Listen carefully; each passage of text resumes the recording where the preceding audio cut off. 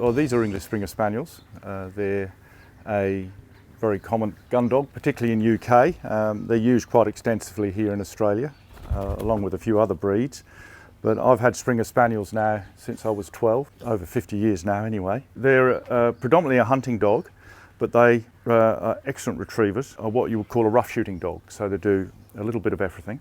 Being a working breed, they're very easy to train. Their desire to hunt and their trainability has been bred into them over the years. They make a great hunting companion. We've got Logan here. He comes from UK, from some friends of mine over there that have a kennel called Edgegrove Gun Dogs. And we flew over to England and they were kind enough to let me have Logan, and he's formed part of my breeding program here at Rostulla over the last 5 or 6 years. He's incredibly trainable. He's all eyes for me, and his desire to do things for me is just incredible. Logan, come in. Good boy. Sit up. Hey, Logan, come in. Sit up. Even when I got him at 12 months old, when he arrived, all he wanted to do was please me, which is a good characteristic of a well-bred gun dog. On the retrieving side of things, they want to be a very soft mouth, so if they retrieve game, it's got to be delivered to hand undamaged, because obviously we want what we've been hunting to be good to put on the table. One of the qualities of a good gun dog is they have to be good in company. People hunt with friends and family and that sort of thing, so you need a dog that's going to fit in well around the campfire, settle easily with different people and be confident around other people. So that's all part of what makes sort of a nice gun dog to have around, and it's probably why they're so popular to have as pets, because they've been integrated into the social circles and social way of life. They can't wait to jump in the car. If they think they're going hunting, it's hard to keep them out. She seems quiet now, but when she's out in the paddock, she is a bit of a riot sometimes, aren't you? Eh? You are a bit of a riot sometimes. Riot, fetch. Riot, come in. Up. All of my dogs I use hunting, whether I'm hunting rabbits or quail or duck, they're all used for that. So if I'm rabbit hunting, we'll look for areas where someone's got a bit of a rabbit problem. We'll hunt out gullies, blackberries and any sort of cover. They love hunting cover, so they'll enjoy going through anything that's holding game. Riot last year won a trial over in Victoria, which was very nice. She's been a very good little dog to me, and as you can see, doesn't mind a bit of a cuddle. And Honey, fetch. Come on, Honey, come in here. Honey, come in. Honey, come in. Sit up. Honey, psst. And you. Psst. Good girl, Dad. Good girl. Honey's a bit shy. Honey, you coming out? Honey, you coming out? Well, Honey's very young, so she's a bit quiet at the moment. She's not sure with a lot of different things, because she's not sure of things just yet. So we're just finding our way in life and learning about being around different people, because we haven't seen a lot of different people, have we? Because we're rather young. But yes, she does hunt, but I'm not hunting and shooting. She's still learning to hunt for me, which takes a little bit of time. So I don't really start thinking about shooting over the dogs till they're over a year old. She's just over a year, so this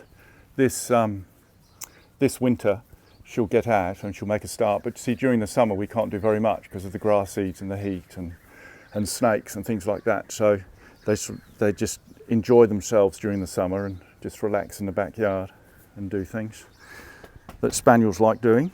The most important thing with a young puppy is to make it part of the family and just give it lots of love and let the puppy grow up and be confident with you and with the family and its environment. I mean, introduce it to your friends, take it down to the park, introduce it to other dogs and people, go to puppy school. That's all you need to do initially. I mean, your formal training really doesn't want to start too early, because you don't want to put an old head on young shoulders. They all have their different different ways of learning, and you just need to move at the pace of the dog. Just being wary that these dogs are so trainable that they will want to do something all the time. We've got Maggie up front, and then behind we've got Tuppence. Hup, hup.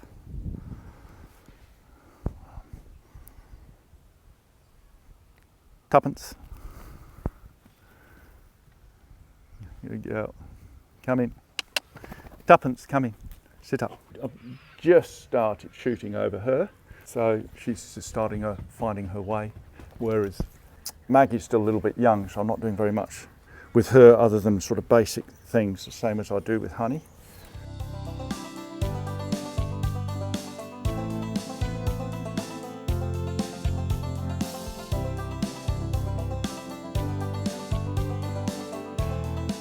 Oh, you'd probably pay about $4,000 for a puppy, but that's from a reputable breeder. For example, all of my dogs are all health tested. As a breeder, I can do the best that I can to make sure that puppies that are passed on to potential new homes are going to have the healthiest puppy that I can produce. I use them a premium quality dog biscuit. It's made in Australia, called High Pro. I find that really good for my dogs. They run well on it. The attention to what's actually in there is very much more precise. For an active dog, you need a good quality dog food. They need to be fit and healthy to do what they do, because they are athletes. They need to get the right amount of energy. You need to be able to keep them fit but not fat. Sometimes I'll feed them in the kennels, other times we'll go into the exercise yard and they have their bowls put down and they eat out there. It's good to get the dogs used to eating in different situations and different environments, because if we're out camping and they want to have a feed, they just want to be used to eating wherever we are. Logan, come on. Their life is hunting. As soon as I turn up with the car and open the back of the car and they think they're going somewhere, it's hard to keep them out of it. Or if I walk out and I've tucked the gun under my arm, like going to the fairground for them.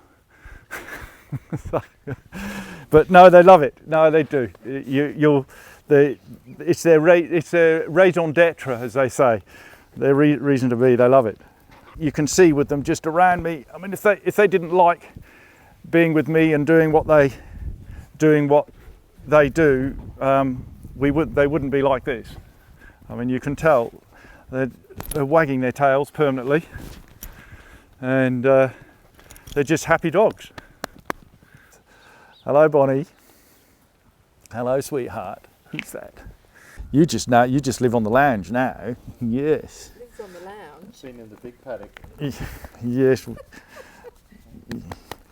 You don't have to go in the kennel, do you? Well, they just go into a nice quiet retirement and enjoy themselves. I mean, they get a bit more free rein. They don't have to do as much as they're told. They do what they want. Sometimes I'll place a dog with some friends who want to have an older dog without having to go through the trouble of having a young dog running around, and they'll go to a retirement home. Other ones will just stay here and see their lives out here.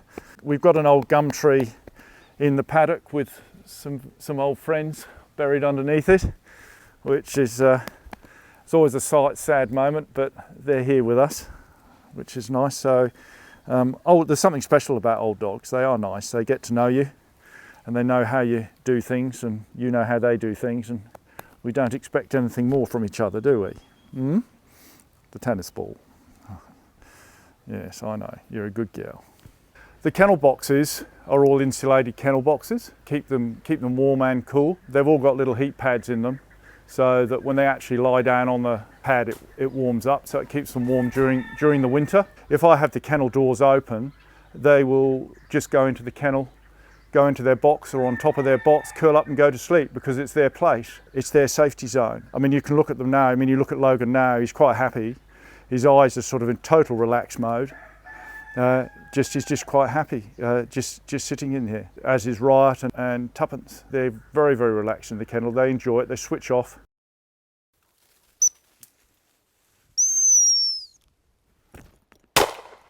It's a shotgun. It's a 20 bore. It's a Perazzi, which is beautifully made Italian gun. Or the guy that handles Perazzi over here, John Torresan, very kindly helped organise an engraver over in Italy to do an engraving of one of my favourite dogs.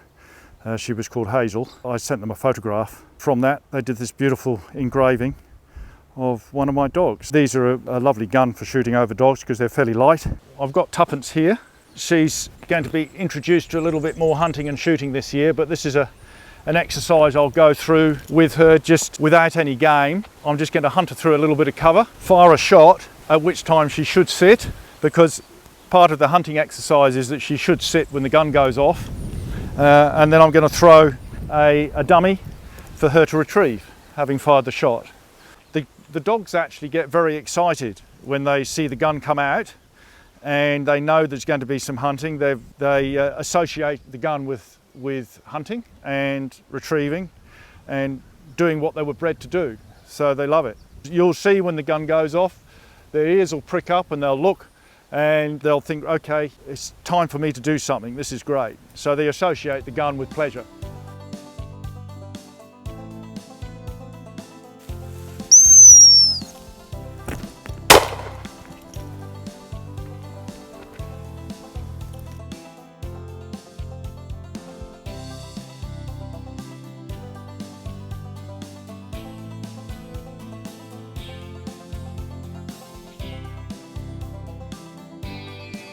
It's just interesting for you to see how she was unsure about the drone initially, and as soon as she thought she was hunting, she didn't mind, because that's just her sole focus on things.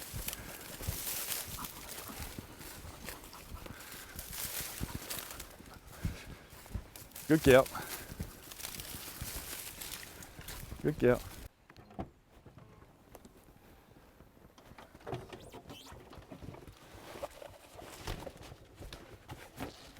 If they're not being worked, then we put a collar on. So, I mean, yes, they have to have a collar and ID, but on them. But when you're actually working the dog, it's something that can get hooked up. So you can imagine if you were in a duck swamp and your dog was out retrieving and it got hooked up on something out in the swamp out of sight, it could be disastrous. So whilst they're hunting, no, I don't put a collar on them. I just have a loose slip lead when I need to put them on a lead. So, what do you think? Come on. Good girl. Logan, come. Logan. Come on, Logan. Yes. Up. Aren't you? All right, let's go and do a little bit of retrieving training. Come on, here. We're on the Mount Barker Creek, down here at Mount Barker Springs on Rossdala, my property. This is one of my little training grounds where we do a bit of training for retrieving with the dogs across the creek. Yes, you can see from the dogs, they're pretty excited. They know what they're going to be doing. Well, I'm going to send Riot first. So if I'm in a duck hide, I don't want both the dogs running around out there. I only want the dog that I want to make the retrieve, so it's important they're under control, so I choose which dog I want to send to the retrieve. So this time I'm going to choose Riot, and when she's ready, she heard her name then, she'll go. Riot, fetch. Sit up, Logan.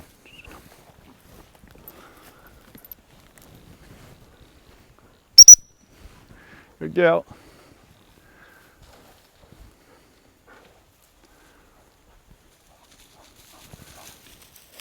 Come in, Riot, come in. Sit up. Riot, come in here. Riot, come on. Pick it up. Yes, I think so. Oh no, you're bad. Come on. Riot, I think so. Good girl. Riot, you'll notice, was a little bit naughty then, and strictly speaking, she should not have dropped that dummy before presenting it to me, but she was a bit naughty. That's one of the training things that we need to make sure, is that we always present the game gently to hand. They'll all have a very soft mouth. Any animal that they retrieve, they'll bring back. There'll be no damage to that animal whatsoever, and that's inherent. That's genetic.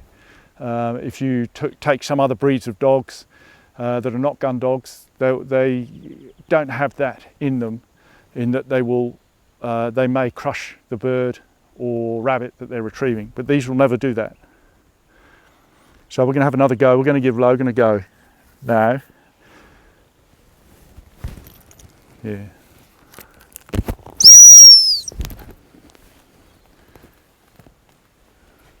Logan, fetch.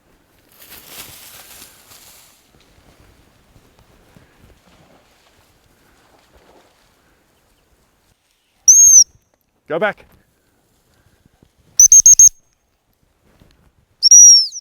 Good boy.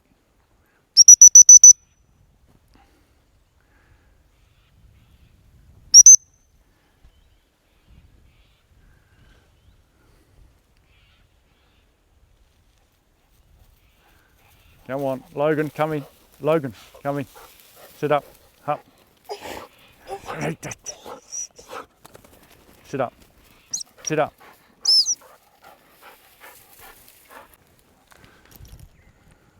Watch.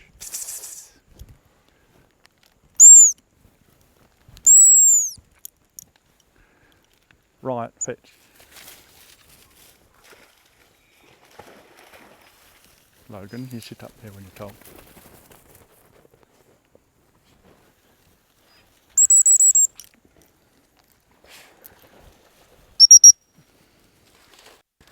Right, come in. Sit up, hold it.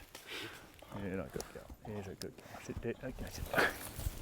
Come on, bring it in here. Probably try and do something 3 or 4 times a week with them like this. Just so little and often is good. They get exercise obviously every day, but if I'm trying to develop any part of their training, then that'll be a 5 or 10 minute exercise several times a week. Short lessons are the best. They'll retain something in 5-10 minutes much better than a 3-hour session at the weekend. So if you can do 5 or 10 minutes 3 or 4 times a week, you'll get a much better retention with your young dogs. You can see they love the water. They know they're there in free time, although I don't want them going too far away from me, because if they're hunting, I always want them hunting close to me. So if they're in off-lead scenario, out in the paddock or down the creek, I don't want them going too far away. Right, come on. So I'll call them back about there. Just keeps them off lead, but having fun close to me.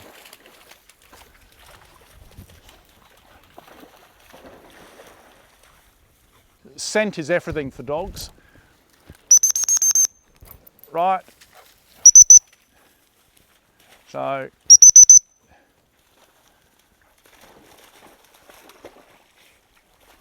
come on. Sit up. Right, kennel. Come on, Logan. Kennel. Good boys. Well, I'll dry them off back up at the house, but during the summer months and it's warm, they'll be surprising how dry they'll be by the time you get back up. But no, they're always dried. I'll keep towels in the back for them if it's cold weather. And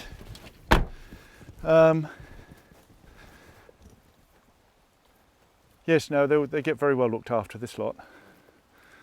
Not a bad life being a spaniel. It's a good life, isn't it? Good life.